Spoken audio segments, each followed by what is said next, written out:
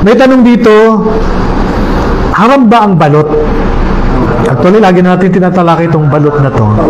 Ang balot, haram talaga yung balot, lalo na pag kumpleto na yung laman. Sabi nila, paano kung kakatayin? Buksan mo. Kung buhay pong makikita doon sa loob, ang balot, haram na kainin yan. Kasi nga, yung sisiyo sa loob ng balot na yon is kumpleto na. Kumpleto na siya. Hindi pwedeng kainin mo, lulunukin mo yung buhay. Kaya kung gusto mo maging halal yun, buksan mo, katayin mo, kung buhay mong maabutan. Pero kung patay mo ng maabutan, haram na. Kainin. Wala tayong magawa. Kaya bawal kumain ng balot. Ustad, pampalakas ng tuhod. Yan mo ngayon.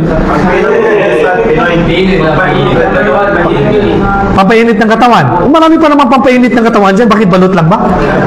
Oh.